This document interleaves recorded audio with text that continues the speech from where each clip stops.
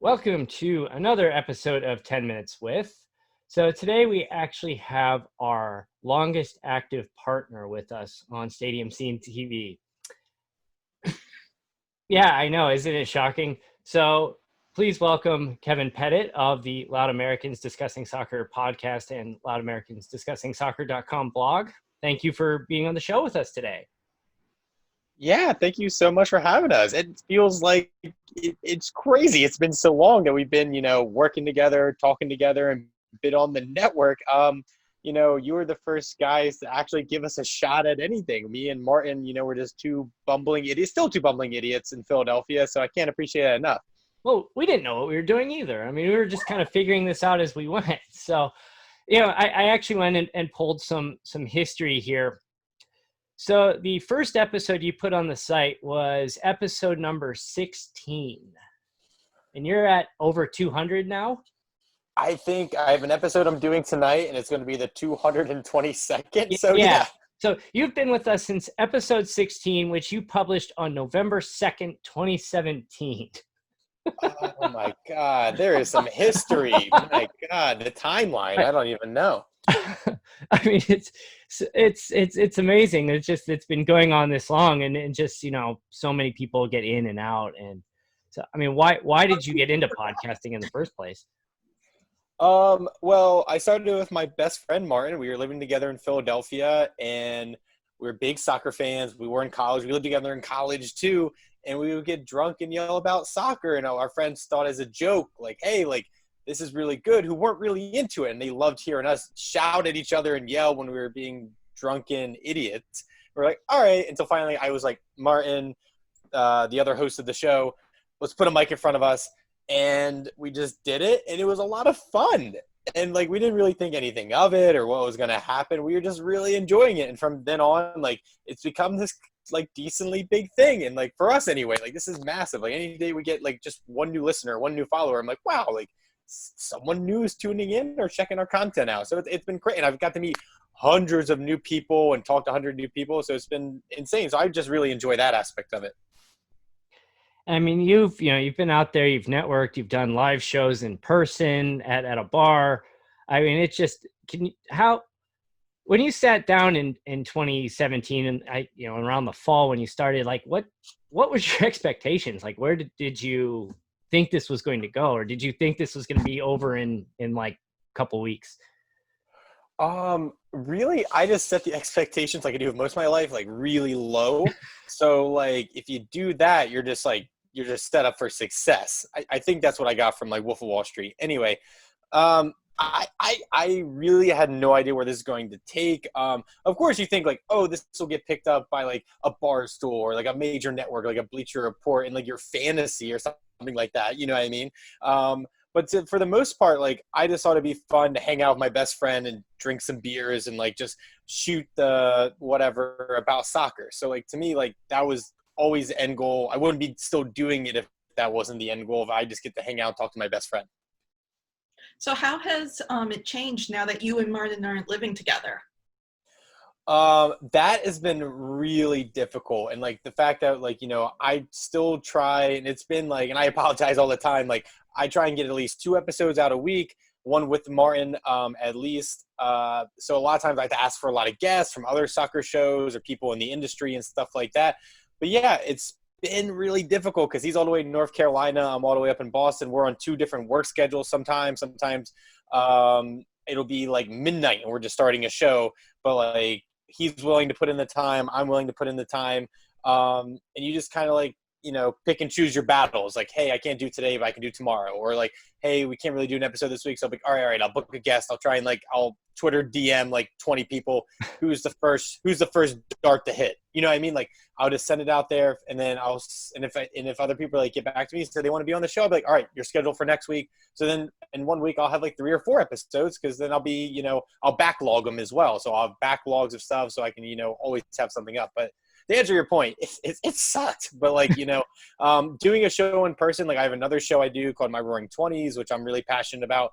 I wanted to make sure I do all those interviews in person, because it felt better, because it feels kind of, you're so far apart. There's some distance, and when you're speaking to someone via Skype or something like that, I mean, the technology's gotten so much better. It's, you know, it's almost seamless. But I still feel like that human aspect of being with someone is kind of lost. But, you know, me and Martin do our best to make up for it. I remember early on, like right after he moved to North Carolina, I don't know why this stands out to me, but he, you know, he was having problems getting internet set up at his new place. And he was like going to the public library and going into his study room to record the show. And he's like sneaking beer into the library.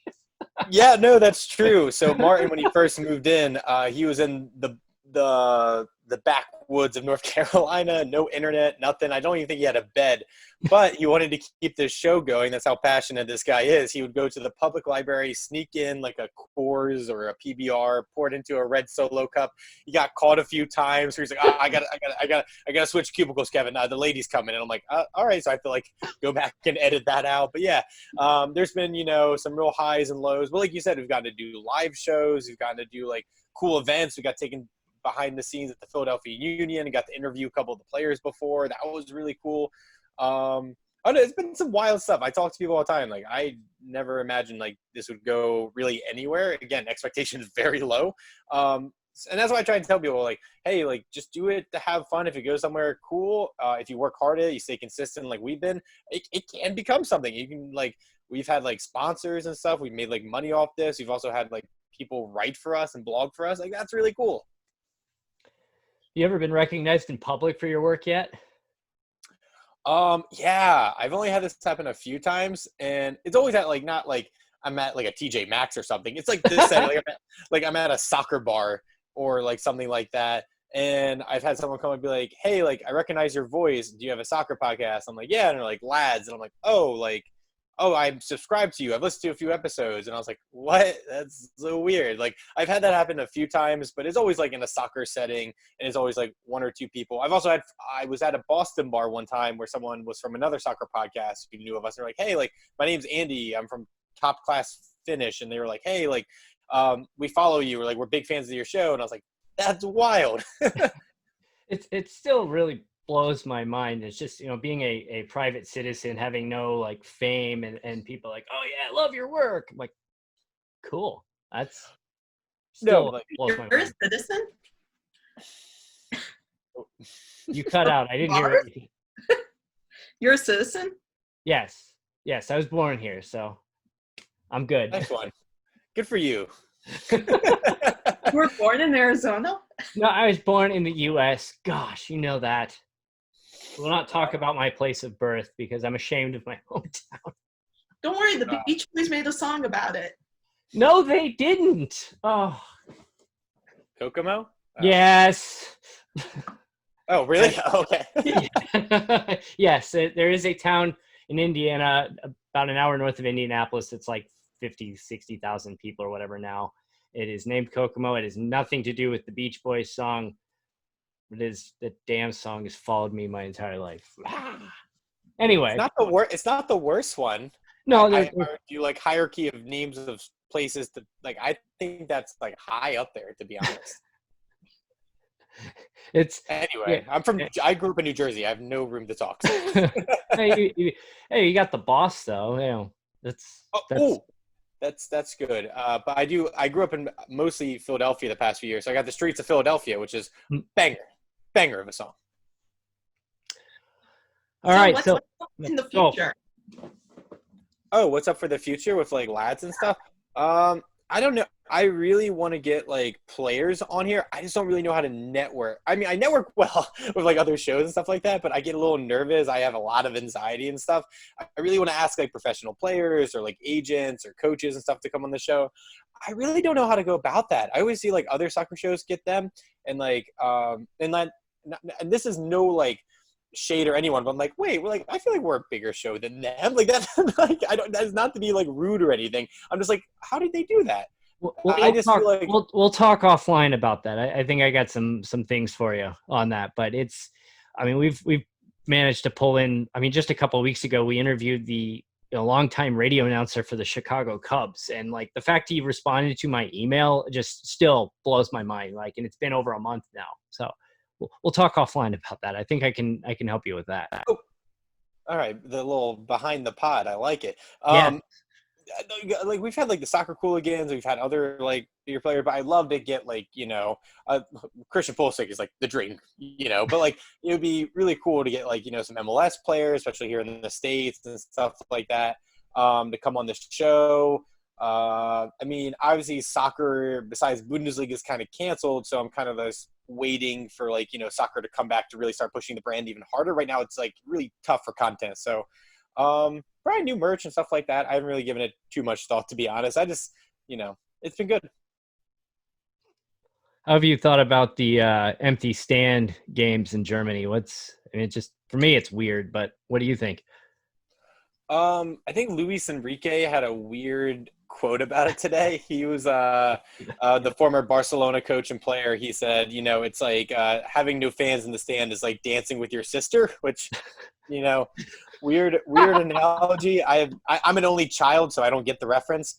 But no, it is weird. But like to me, like I'm totally fine with it because I watch most of the games. Because I most watch the Premier League and all that. Like it does take away a little bit of like the crowd and like the cheering and the songs and whatnot.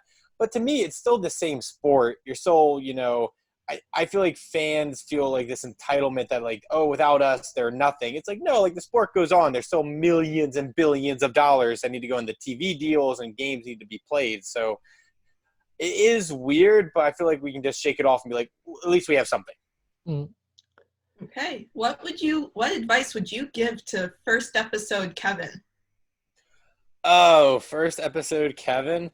Because I feel like first episode Kevin has definitely come a long way, and I still have a lot to learn about like podcasting or whatever I'm doing. I would probably say slow down. I would tell him to stop interrupting Martin as much, which I've gotten much better at because I just get so excited. I'm like a puppy. I'm like a dog. You know what I mean? I'm like, oh, no, I have an idea.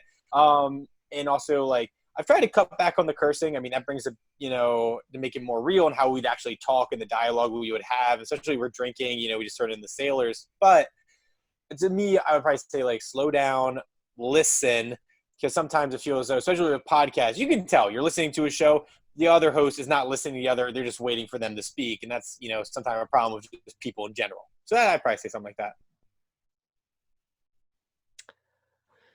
And well, before we go to the final question, how do you feel about the Korean soccer team filling the stands with sex dolls? I don't get the big deal. I really think that it's really overblown. They're going to deduct points for that. Really? Like, oh man, there's been way worse stuff. I thought it was just funny. I don't know why, but it just seems like something about that just doesn't surprise me that a club would try that. I don't know why, but I don't know. I saw that headline. Actually, I think your post about it is where I first saw it, and that's just hilarious. We're breaking sex doll news here at Lads. No, like I saw the headline. It really like every headline in 2020, really from 2016 on, it just felt like an Onion article where I'm like, oh, like how is this not an Onion article? It's just real life. But I did love everyone saying like the man of the match should be awarded a sex doll at the end of the game, which I was like, that's quality content. That's great. All right, let's plug your work. Oh, yeah. So if you want to check us out, Loud Americans Discussing Soccer, we're obviously on the Stadium Scene Network. We're on Spotify, iTunes. We have a website, Lads Podcast, where we have a bunch of people writing for us. It comes edge and flows. Right now, we don't have a lot of writers right now because there's not a lot of stuff to write about. But you can follow us on Instagram at Lads Podcast, Twitter at Lads_podcast. We have a Facebook, Loud Americans. You just type into Google, you can find all about us. And yeah, that's about it. Yeah, thank you again for having me on. This was a lot of fun. I probably ramble. I know you said like 10 minutes. I rambled on probably for too long, but I really enjoyed hanging out. 10 minutes. Every show's blown way past the 10-minute mark, and you know what? I don't really care. Oh, I was feeling like really. It's gonna be somewhere around 10 minutes. The first episode, I started the timer like 5 minutes in, and then the show ended up being like 22 minutes or something like that. So whatever. We're at 14. It's brand new. Thank God. I was gonna like stay up all night. I was talking about my anxiety. I would have been up all night just being like, oh, it was like that was like 15 minutes. I went like It's I like the blew Big it. Ten. It hasn't been the Big Ten since like 1988 or something like that. You know, they forgot how to count. It's branding. That's I like it. all No, it's really sick. This was a lot of fun. Thank you for having yeah, me. appreciate it. And again, like I said, you've been our longest active partner. You know, amazing just to have you guys along for the ride since pretty much the very beginning for us. And you know, like you said, you had no idea what you were doing. We had no idea what we're doing. We kind of know what we're doing now. No, we don't. We still don't know what we're doing. I was talking about me. Like I still have no idea. Like every day is just like a new day, and like I'm just like all right. Well, I guess I keep going. We broke to actually yesterday we broke 100 partners, believe it or not. What? Yeah, I know. Congratulations. Hold on. Where's my clapping? There we go. Yeah. I dropped my mic. That's 100 partners. Yeah, there you go. Perfect. So you know, continued success. Thanks again for coming on. You know, this is actually the second time you've been on with us. It's been a couple of years. So don't be a stranger, and you know, continued success. And thanks for coming on again. Yeah, thank you. All right. Thanks for watching, everybody. StadiumScene.tv. Join the network at Stadium Scene on Facebook, Twitter, or Pinterest, and Stadium_Scene on Instagram. And we'll talk to you next time.